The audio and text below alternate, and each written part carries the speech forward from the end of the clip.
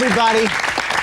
I'm Jhon Norris. Welcome to everyone here, and welcome to you at home, and welcome to George Michael TV, where for the next half hour, we're going to be joined live here in the MTV studios by the man himself. He's got a new greatest hits album on the way next week, a terrific new video. I promise you, you don't want to miss this one. It's going to be premiering just a little bit later on in the show. He's going to be taking questions from these guys here in the studio. But before we get to any of that, please welcome with me one of the great pop singer-songwriters of certainly the past 2 decades, George Michael.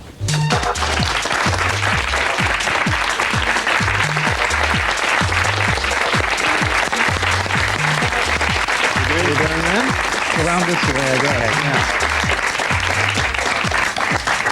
Yeah. Welcome. Good to see you. Welcome. Once again. Welcome to you, I was going to say, but...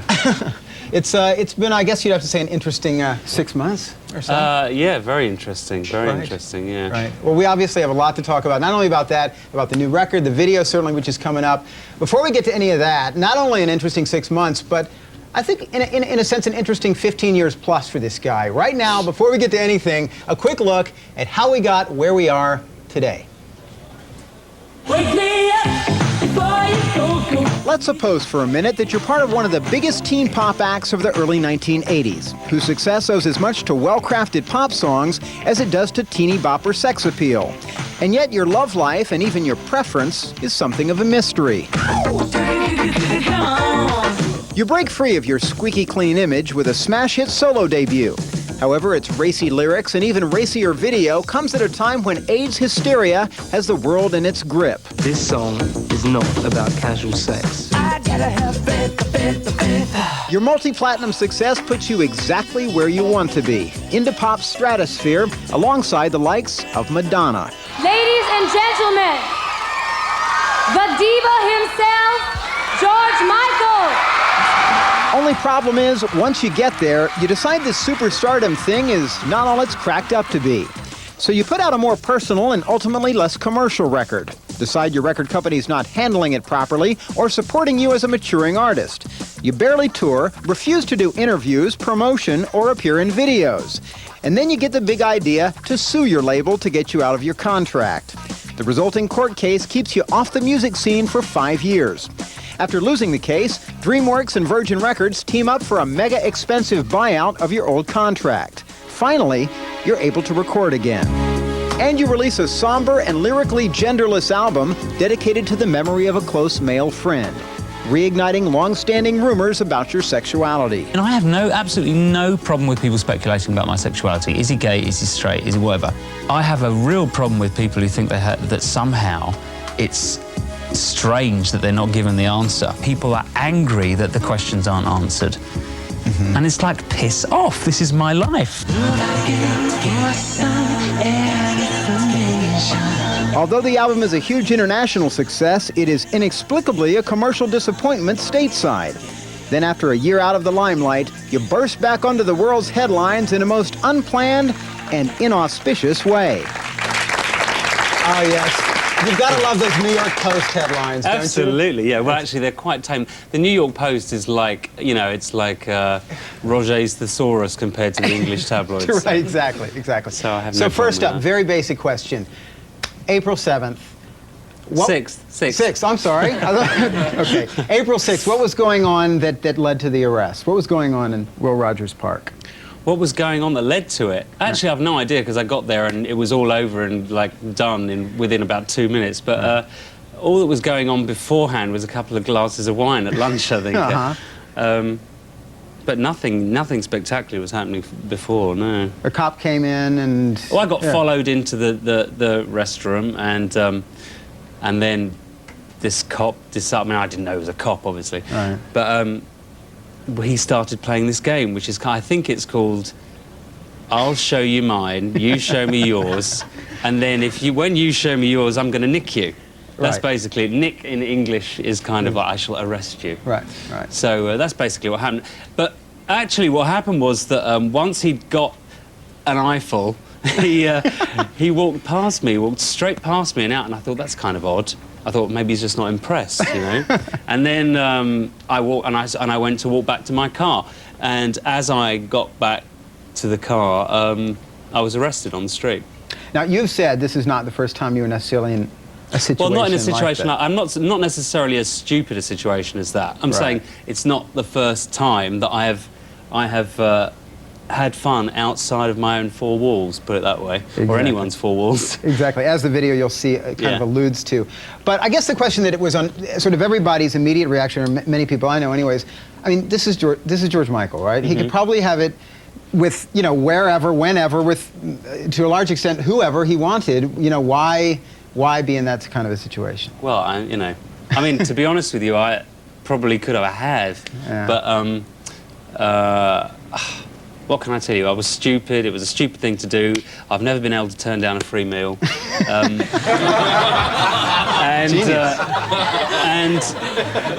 really, you know, I think there's nothing more to it than that. It was a moment. It was a moment of. It was a stupid thing to do, a stupid moment, and I guess the risk was part of the excitement, I guess. Yeah. But I certainly had no clue. I mean, people have said things to me like, you know, surely you knew, or surely, you know, how could you possibly have been so stupid? But I'm sorry, you know, the fact is there was absolutely no one else in the vicinity, whatever the police arrest report says. There was no one else in the vicinity. It was just me. Well, actually, it was two undercover cops, only I couldn't see one of them. Right. And two undercover cops and a randy pop star. Do you know what I'm saying? There was no one there. So how could, I mean, if someone's waving their genitalia at you, you don't automatically assume that they're an officer of the law. Of course, right, you know, you don't. Excuse me, am I anywhere near the library? A randy pop star, however, who was and is in a relationship. So I got to ask you what impact. Yeah, well, that to me is my. You know, that to me was the crime. Yeah. That is the only crime, as far as I'm concerned, because I wasn't being exhibitionist. I thought I was having some kind of consensual encounter. You know, and. You know, there's no way that I would have thought I was being set up that way, you know. Yeah. So yes, it was stupid, but it wasn't inconceivable. And of course, everyone thinks that, you know, rock stars have such a glamorous life and such a glamorous sex life. Why would they possibly want anything as seedy as a quick situation like that? Right. And I would say that's probably why. You know, because I mean that. But as I was saying, you didn't break up. It didn't break up your relationship. You guys are still together. No. And apart from anything else, you know. Even though I'm not saying that I have an open relationship with my boyfriend, but he knows who I am. He knows that, you know, I'm generally oversexed, so... So he's been very, very good, and he's the only person... So he has the same latitude, I take it? That's cool? No. It's just we love each other, and he understands that it was a stupid mistake, and he's forgiven me, I hope.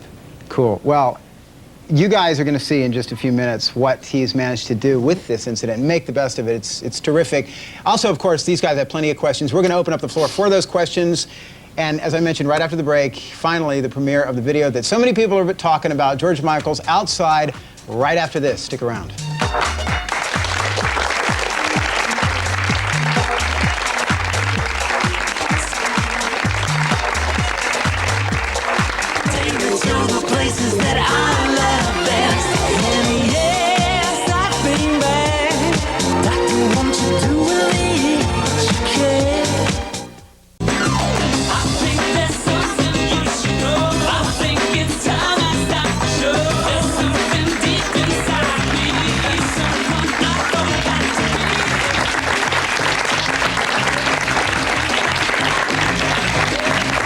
Yes, some classic video images from George Michael. Welcome back to George Michael TV. We've got some more soon-to-be classic video images right now because the wait is over for you guys. Here it is. For the first time in the good old US of A, I think without whom this video probably wouldn't exist. Absolutely not. No. Thank you, America. Thank you, America, yeah. Here it is, the premiere of George Michael's Outside. Enjoy. Strap in for an exclusive video. All right.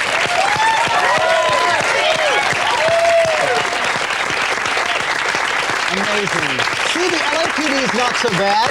Huh? The LAPD is not so bad, right? Yeah, and they were actually some of them are cuter than that. So there you go. There you go. See, some of you guys have done it outside, right? I mean, I'm sure, right? Come on. Anyway, we should mention that was not the actual park where the arrest happened. No, because I'm not allowed to go back there. So that was my dream, actually, that we would redo it in the same park, and that the police, as is their normal, behaviour in Hollywood, would have to cordon off the street for us. That was my that was my thing, but it wasn't to happen. Now, Outside is not getting a ton of radio airplay in America at this point. I think it's an understatement, yeah. Right, yeah. Yeah, for some reason, I mean, I have to be honest, it's the fastest record, outside of the States, it's the fastest record that I've had at radio since Wham, which gives you some idea of how popular it is, okay? Wow.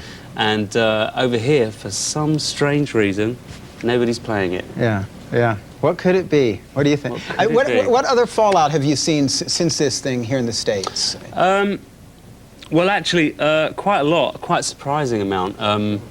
I've had absolutely no problem anywhere else, but here in the States I've had, well, the main problem being it's not on the radio, but other problems I've had, I recorded a track with Mary J. Blige, which is on the international version of my Greatest Hits album, and it's a fantastic recording of an old Stevie Wonder song called As, from the Songs in the Key of Life album.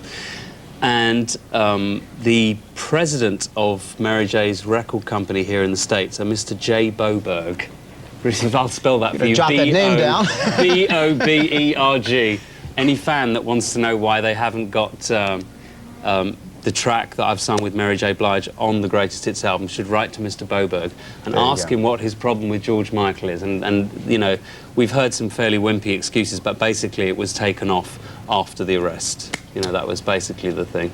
Okay, So, wow. And us lucky New Yorkers, we have import record shops, so we can go get the UK copy, right? Okay. Hear that track. And, anyway, we do have some audience questions, not Okay. to cut you off, but go ahead. Hi, George. My Hi. name is Sumi. The video is great. Thank I you. love it. But I was wondering, won't certain people think that you're not sorry for what you did? Well, I'm only sorry in regard to my partner. In reality, I'm sorry for the embarrassment that it may have caused fans, but the truth about that is that I didn't present my sex life to them, and if the truth be known, I'm not at all, well, I'd say I was understating the fact to say that I don't think it was an accident. I don't think it was by chance that this happened to me. We have some fairly vicious people in the country where I come from, and they work in a certain street in London. I think they might have had something to do with it.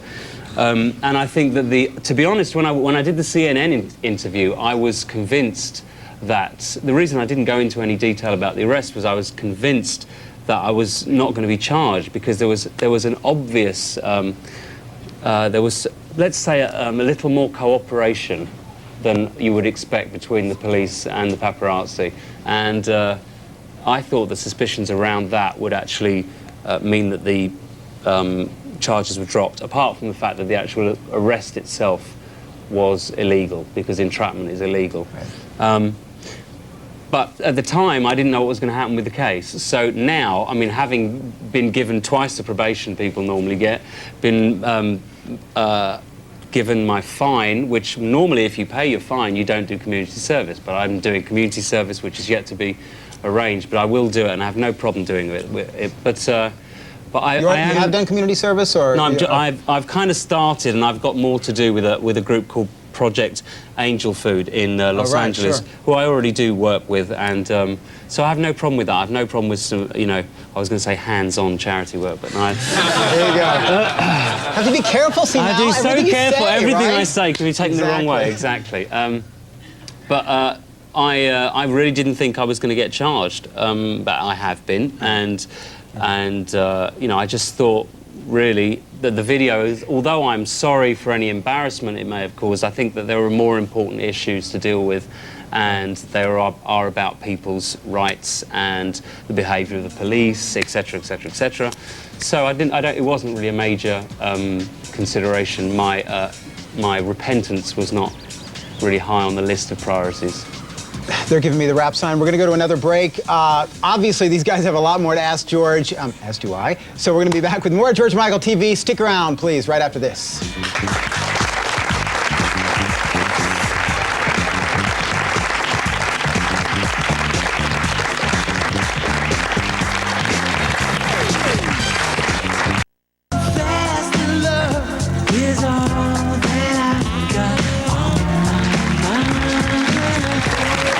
it's Fast Love. One of the many tunes you'll find on George Michael's new Best of collection. That record arrives in stores Tuesday, minus one track, as we mentioned before. Yes. All right, time running short, so back to the audience right now for more questions. What's up? Hi, George. My name is Damien, and my question is, if this hadn't happened to you, would you ever have outed yourself?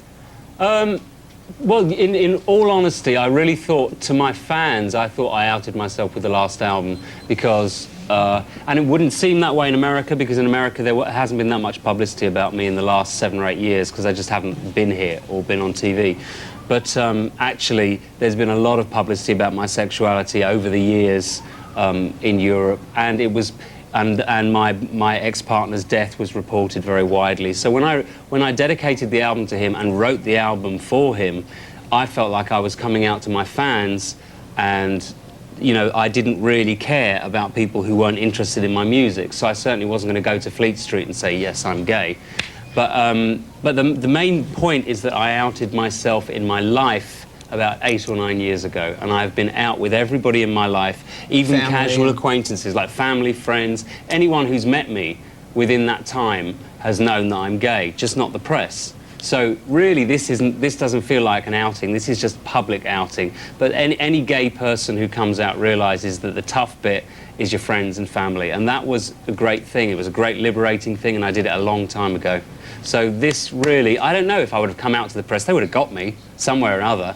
You know, this is how it ended up because I wouldn't give it to them. You know. Right. Another question?